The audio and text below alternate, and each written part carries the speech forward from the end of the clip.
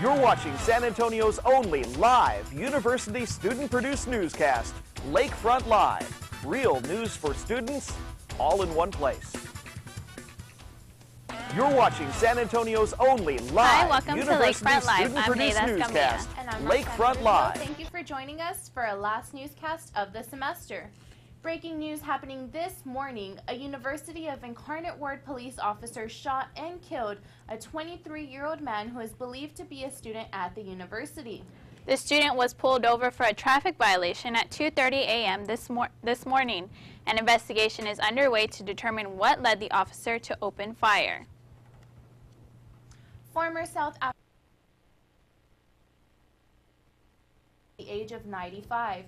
President Barack Obama has ordered all U.S. flags to be lowered at half-staff in memory of the man who helped bring down the apartheid. Mandela was in critical condition battling a severe lung infection. He will be laid to rest at his ancestral village of Kinu in the Eastern Cape on December 15th. Finals are next week, and it's time for students to dust off those books and drink lots of coffee. We take a look at how students are preparing to take on the hardest week of the semester. I'm a commuter, so I'm staying on campus a little bit later than I normally do. Normally I go home around 6 or 7, but now I'm staying in the 24-hour lab, and I'm studying there till like 11 or 12 o'clock at night. I'm just reviewing my papers, my notes, my all the teachers' recommendations on things we had to circle over the course. I'm definitely just going over my notes and reviewing lectures that I've recorded in class, and also pulling all-nighters because I focus better at night, like studying and doing things like that. What I do is I block off classes, block off work, block off volunteering, and starting around 6 or 7 each hour. Steven, tell him there's no prompter on 3. It's not on. It's not coming on. Paper for one of my English classes, or I'll spend an hour working on evolution. And if I see that I struggle, because sometimes it's a lot to take on at once, I'll take a 10-minute break, get back on it, and if I realize that I'm not doing well, I'm not making improvements on it, I'll skip that class, move on to the next hour, and then go back. If you decide to take a little break from finals, the Elliott House is having their Fishes and Loaves event from Monday through Thursday from 9 a.m. to 6 p.m. Also, they are asking for snack item donations such as rice, beans, popcorns, and crackers. Just in time for the holidays, the Athletic Gear website is up and running. It's the official online merchandise store of the Olu Saints. We do have products featuring the alumni logo, the Saints athletic logo, the Olu athletic logo, and then the generic Olu logo, as well as logos from the Woodlands campus and the Rio Grande Valley campus. So we have everything available. A portion of all the sales comes back to Olu, so it's really great for us. And like I said before, all of the products offered feature our official logo, so that's very important. Saints basketball is in full swing since the break. Martin has more in sports.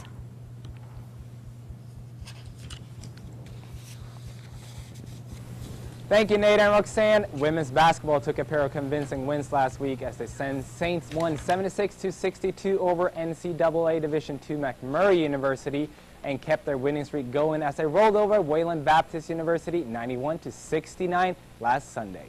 Courtney Bayless was awarded RAC Player of the Week and had a game-high 31 points against Wayland Baptist and is currently tied #1 in the nation for three-pointers made per game. The Saints remain undefeated on the road with a perfect 5-0 overall record, and the team have yet to play their first home game of the season.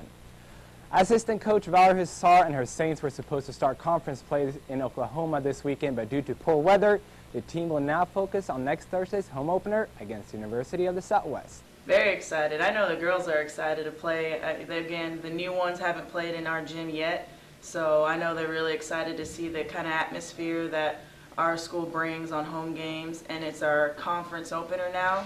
Since these games canceled this weekend, we're supposed to be conference, so they're excited, ready to start conference. It's really the beginning to earning a championship, so see how we come out, hopefully strong, and we'll just see what happens. losing 91-93 against St. Gregory's University and 84-89 against University of Science and Arts. The men's basketball team suffered 2 tough losses in last week's St. Gregory's Thanksgiving tournament. The team is now 3-5 for the season, and senior guard Xavier Robertson scored a game-high 22 points against St. Gregory's and another 24 points against USAO. He's now leading the nation in scoring and three-pointers per game, averaging 24.9 points and 4.5 three-pointers. And he was, along with Bayless, selected RAC Player of the Week last week, receiving the award for the second time this season. Tennis season won't start until the spring semester, but head coach Sal Castillo and his team participated in the Corpus Christi Thanksgiving tournament last week. Freshman Bernardo Pegas lost the final round to number 1 seeded Jason Holland 2-6 and 3-5. Holland beating Saints junior Matt Ellis prior to the final in a close 3-set match, 6-7, 7-6, and 3-5. That was your last look at sports for this semester. Tune in again next year for the latest updates on your Saints athletics. Back to you guys.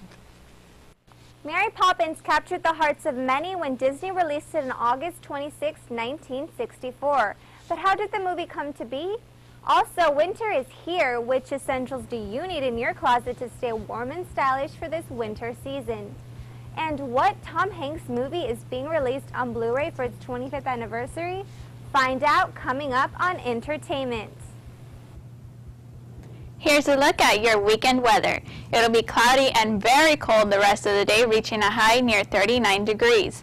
There's a 20% chance of rain into the evening hours. For Saturday, temps drop even more with a high of only 36. Also a chance of freezing, drizzle, and sleet between 7 a.m. and 11 a.m. Then a chance of rain after 11 a.m., so be careful on the road if you go out Sunday. Sunday will mostly cloudy with a high near 48 and a 30% chance of rain. We'll be right back. We go to Shannon with the latest in entertainment. The 1988 Penny Marshall directed comedy Big, starring Tom Hanks, is being re-released to Blu-ray disc in a 25th anniversary edition. The release will come in the form of a combo pack with the DVD of the film included. Two-time Oscar winner Tom Hanks, who you remember from Forrest Gump and Captain Phillips, received his first Best Actor nomination for his role as a 12-year-old man-child. Big was the most successful comedy that was produced in the late 1980s. Big opened number 2 with $8.2 million its first weekend and grossed over $151 million worldwide. It was also the first feature film directed by a woman to gross over $100 million. The Blu-ray release date is December 10th. What if I told you the beloved Disney film Mary Poppins almost never made it to the big screen? Well, it's true. When Walt Disney wanted to obtain the rights to P.L. Travers' Mary Poppins, it was harder than he expected, taking him 20 years to finally compromise with Travers to turn it into a movie. The relationship with Walt Disney and Travers was anything but sweet. In a new movie hitting the big screen this month, Saving Mr. Banks, it depicts that relationship and how the production of the movie came to be. Give it a whirl. What's happening? What are you doing? All right, ladies and gents, comical poem suitable for the occasion, extemporized and thought up before your very eyes. All right, here we go.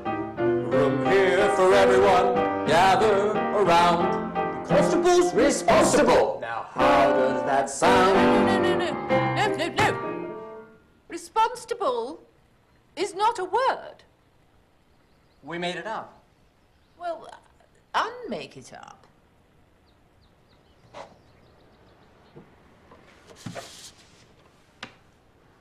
The film centers on the life of author P.L. Travers, shifting between her childhood in Queensland, Australia, the negotiations with Walt Disney, and the making of Mary Poppins in 1961.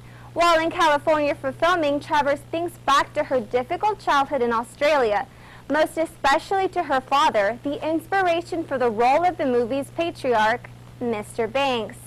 Tom Hanks talks about the relationship between Walt Disney and P.L. Travers and how that was portrayed in the film.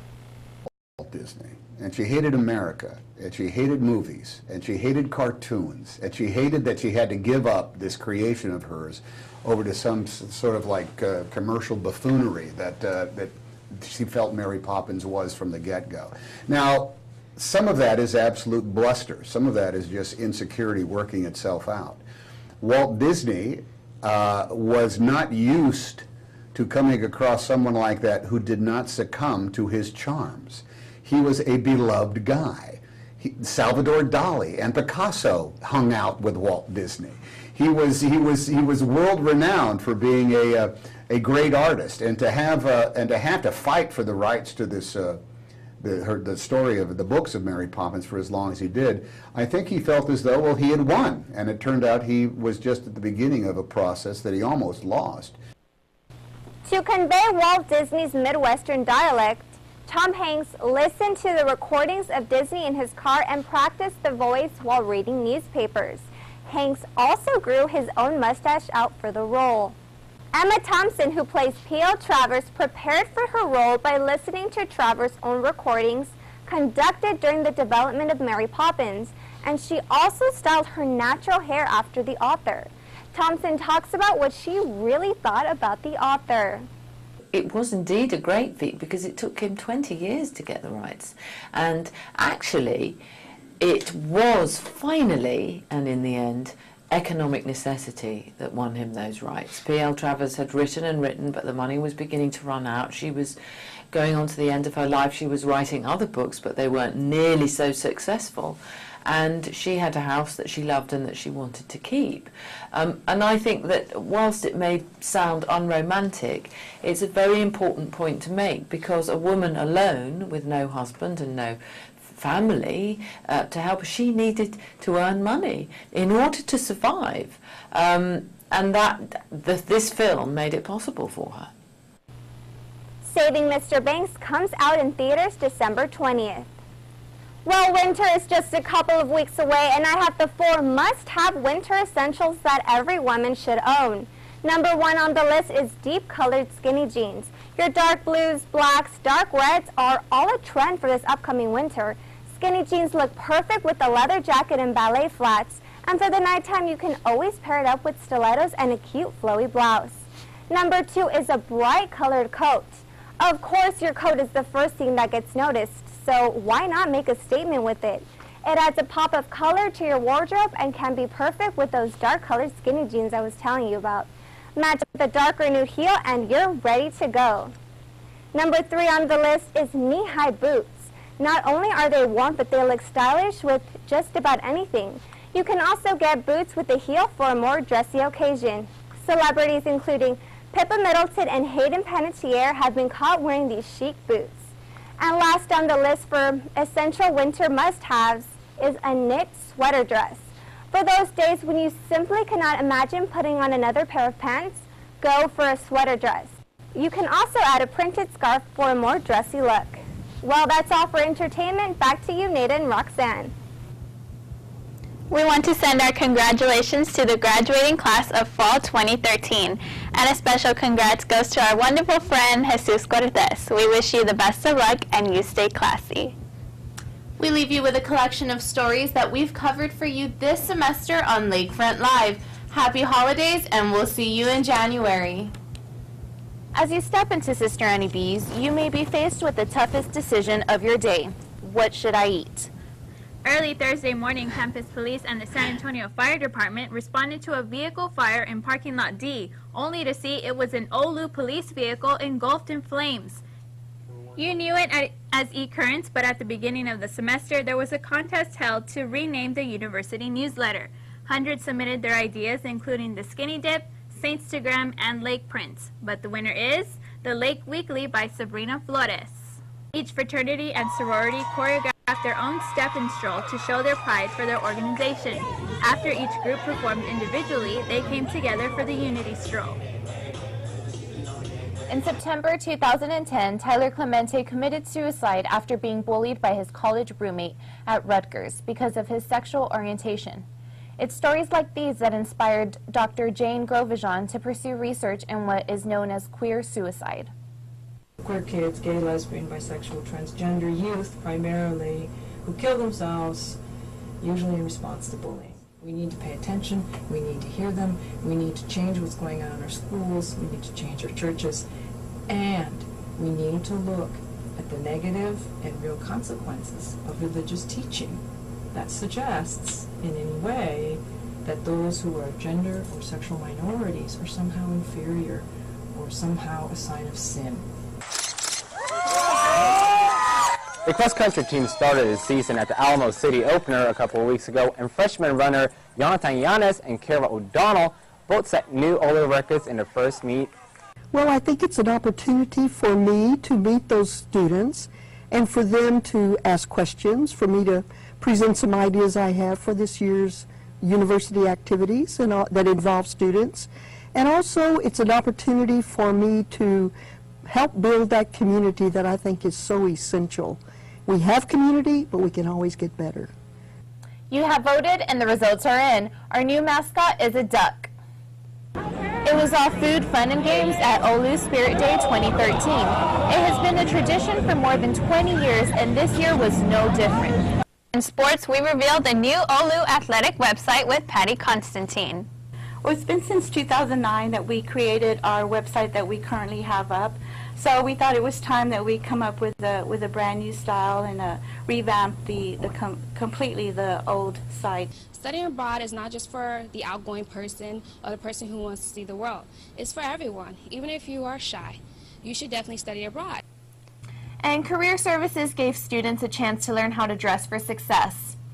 20 students attended the event. These students were student models who dressed up for interviews, internships, and other professional settings. The event lasted 1 hour, and students were also educated in etiquette in the professional environment. Of all the responsibilities the Constitution endows to Congress, 2 should be fairly simple: pass a budget and pay America's bills. But if the United States Congress does not fulfill its responsibility to pass a budget today, much of the United States government will be forced to shut down tomorrow. 1 in 4 women are abused, as well as 1 in 6 men. These disturbing numbers are the reason the university put this event together. People don't start by hitting someone. They start with much more subtle forms of control, and that's the time when it's best to recognize and stop that behavior or get out of that relationship. RA coordinators created an event for students to take their mind off of midterm stress. Students brought their own t-shirts to Centennial Courtyard, where they made custom, one-of-a-kind t-shirts using the spray paint provided by RA coordinators. On our last newscast, we told you about the possibility of a universal flu vaccine. Lakefront Live met with Dr. Jess White-Phillip, the Assistant Professor of Biology and Cellular Molecular Biologist. We don't know enough about the human body quite yet. We're still learning every day. And while I won't say it is safe or it is not safe, I will just say that in my experience, the human body generally knows better than we do about what it would like to do.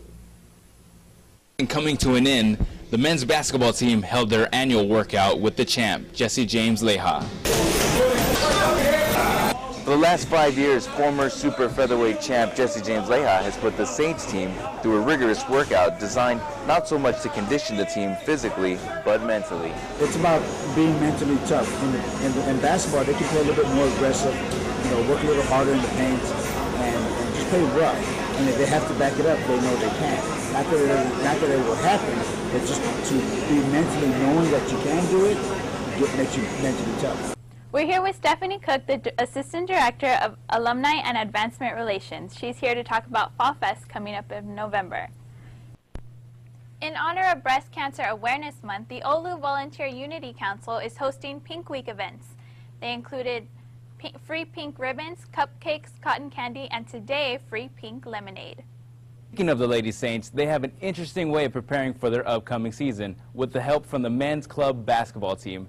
The Lady Saints have scrimmaged against the club for the last month. The women's assistant coach says this is just what the Saints need to prepare for their non-conference schedule. Earlier this week, controversial recordings were posted on YouTube mentioning members of the Olu community. The dialogue within the recordings had an impact on the university community. In a statement released by President Sister Jane Ann Slater, she said, "First, I want to say there are words and expressions in these recordings that are unacceptable, that do not reflect our core values, and that are not befitting of our heritage as a Catholic university, founded by the Sisters of Divine Providence. I am dealing with this directly. As you know, personal matters are private, and I am not allowed to discuss how we are addressing the situation in detail." I think in this recent situation we have a couple of issues we're dealing with. First and foremost, we have a situation where some words and some phrases and expressions have been used that have caused some pain, and people are upset about that. So the president is dealing with that as any supervisor would with any employee, and that's underway. The person on the recordings who has accepted responsibility for that has apologized publicly in front of gatherings of students, faculty, staff several times. The women's soccer team finished the regular season with a 2-0 win over Huston-Tillotson University from Austin last Saturday. Scoring for the Saints were Amaris Tavares and Megan Jeffries. The Saints made history, finishing the conference play undefeated, and could for the first time in the program's history call themselves conference regular season champions. Last Friday, we learned Dr. Bob Bisking resigned from his position as interim executive vice president of the university. Immediately following, President Sister Jane Ann Slater appointed Dr. Dwayne A. Banks, Dean of the School of Business, to serve as an interim role as Chief Operations Officer. When I arrived in March, neither Dean Evans nor Dean Banks had arrived. However, they had been hired. And I looked at their credentials and their backgrounds, their experience, and they were just phenomenal. And I thought, in the interest of moving forward as quickly as we could from the situation and to get new people in place in the position of operations and academic affairs, that those would be wonderful people to appoint. Here at Our Lady of the Lake University, we have beautiful architecture, rich history, and an excellent staff.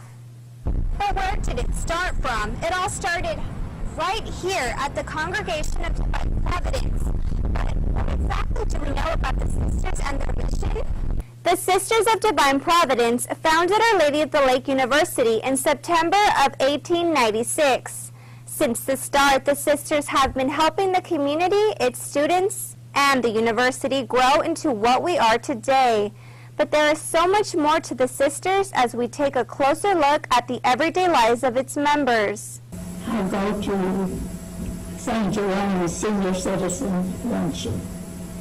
And there, every time I meet 4 of my students that I taught at Providence High School. And they're senior citizens now.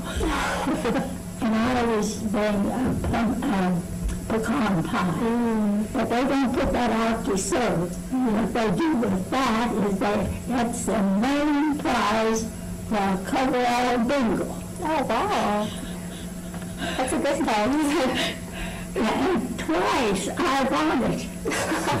I says, I cannot take it home. This is just no place. Nobody wanted to eat it. Today kicks off Alumni Weekend. Some of the events taking place include a wine tasting and a fall drama production. Also, the class of 1963 is celebrating their 15th class reunion during a reception.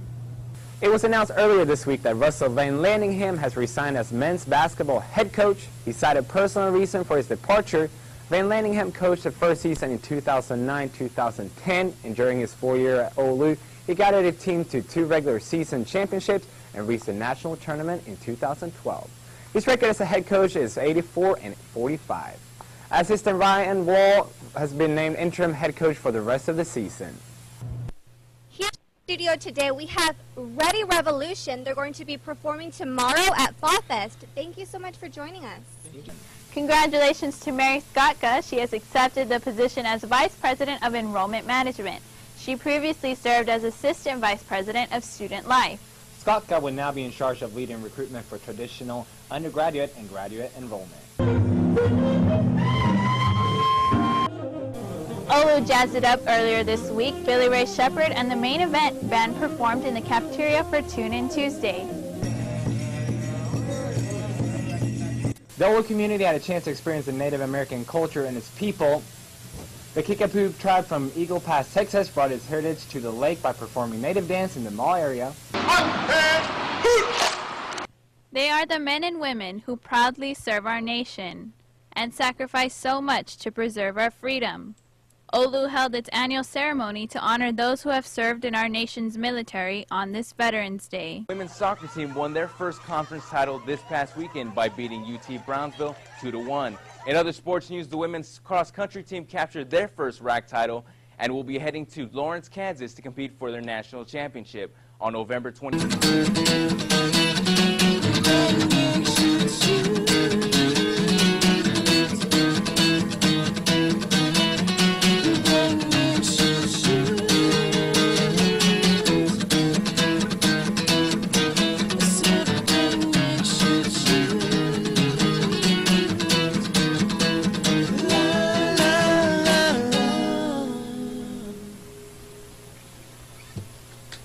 Thank you very much.